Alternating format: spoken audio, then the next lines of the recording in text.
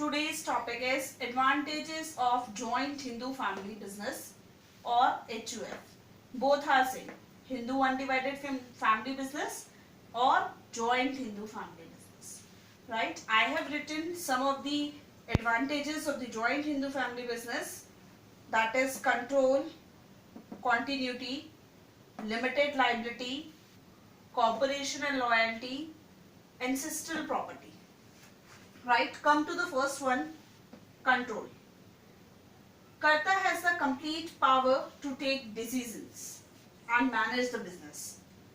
Right? So everyone already knows that Karta has the complete control over joint Hindu family business. Right? No member has the right to interfere, thus there is no conflict. किसी भी member को वहाँ पे permission नहीं होती कि interfere करे कर्ता के डिसीजन में, इसी वजह से क्या होता है वहाँ पे कोई कॉन्फ्लिक्ट होने के चांसेस ही नहीं होते हैं. मेजर डिसीजन एक बार कर्ता ने जो बोल दिया, जो करना है, जो डिसीजन लेना है, दैट इज वही होगा जो कर्ता बोलेगा. रिमेनिंग अदर मेंबर्स जो होते हैं वो यहाँ पर कोई भी इंटरफेयर नहीं करते हैं कर्ता के डिसीजन में, इसीलिए यहाँ पर कोई कॉन्फ्लिक्ट होने के चांसेस नहीं होते हैं. Right? This leads to prompt decision making, strong control and effective implementation of the business. इसी वजह से आप अपने बिजनेस में एक अच्छा डिसीजन भी ले सकते हैं. आपका जो हेड होता है वो काफी एक्सपीरियंस होता है, दैट इज जो करता होगा वो एक्सपीरियंस भी होगा, सब में से मेल मेंबर होगा, हेड होगा, तो उनका डिसीजन जो होगा वो बिल्कुल सही होगा. Right? Second part, continuity. Continuity involves death of the कर्ता डज नॉट अफेक्ट. ठीक है, अगर कर्ता की डेथ हो जाती है तो उससे कोई फर्क नहीं पड़ता आपके बिजनेस में. जो भी आपका जो नेक्स्ट वाला जो आपका नेक्स्ट जनरेशन में होगा, जो भी नेक्स्ट एल्डेस्ट मेंबर होगा आपकी फैमिली का, वो क्या बन जाता है, यहाँ पर कर्ता बन जाता है.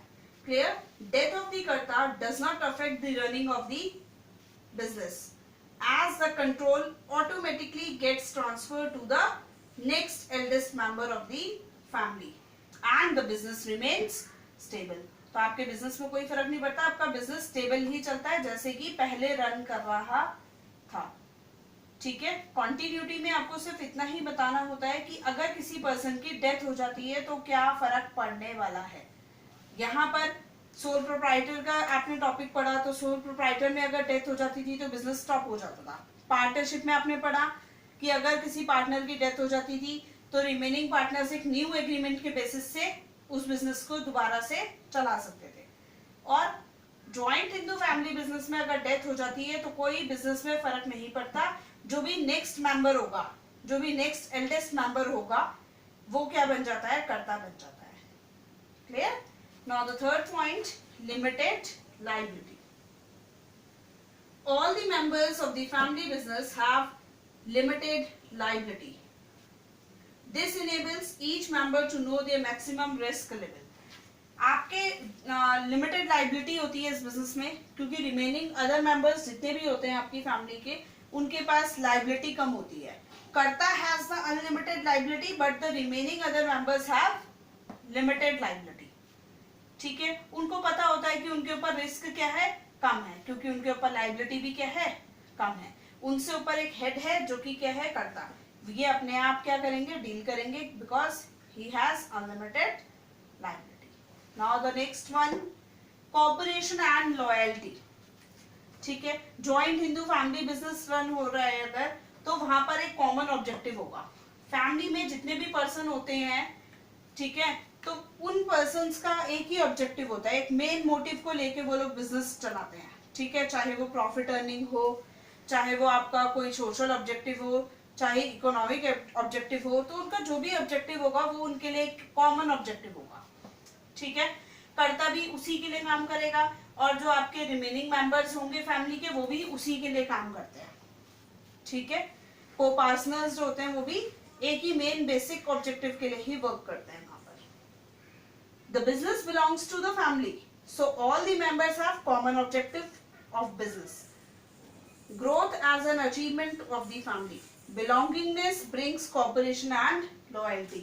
बिलोंगिंगनेस होती है, फैमिली मेंबर्स हैं तो सब एक दूसरे को सपोर्ट करते हैं। अगर कोई और बिजनेस आप देखेंगे तो वहां पर जल्दी से कोई एक दूसरे को सपोर्ट नहीं करता, कोई अपने डिसीजन रखता है, कोई दूसरा डिसीजन रखता है, कोई कुछ बोलता है। लेकिन जॉइंट हिंदू फैमिली बिजनेस में एक फैमिली होने की वजह से सब एक दूसरे को क्या करते हैं, सपोर्ट करते हैं, और उसी से लॉयल्टी भी आपके बिजनेस में आती है। एक दूसरे को लोग कोऑपरेट करते हैं और आपका जो बेसिक मेन कॉमन ऑब्जेक्टिव है वो आप इजीली अचीव कर सकते हैं। ठीक है, now come to the next point, ancestral property. Ancestral property is a source of finance. Ancestral property को एक सोर्स ऑफ फाइनेंस भी बोला गया है। यहाँ पर आपको जल्दी से कोई पैसे नहीं लगाने पड़ते, बिकॉज यहाँ पे एंसेस्ट्रल प्रॉपर्टी ऑलरेडी होती है, उसी के बेसिस पे काम चल रहा होता है। There is easy finance available. ठीक है, the business starts with inherited property. यहाँ पे बिजनेस किससे स्टार्ट होता है, जो भी आपकी इनहेरिटेड प्रॉपर्टी होती है वहीं से आपका बिजनेस क्या होता है, कंटिन्यूटी में चलता है। तो आपके पास फाइनेंस भी इजीली अवेलेबल होता है, आपको अदर सोर्सेज की तरफ जाने की जरूरत नहीं होती। राइट, एक बार गो थ्रू करते हैं टॉपिक को। Advantages of joint Hindu family business. Joint Hindu family business को चलाने के लिए कुछ एडवांटेजेस हैं। अगर आप जॉइंट हिंदू फैमिली बिजनेस चलाएंगे तो आपको ये सब फायदे हो सकते हैं।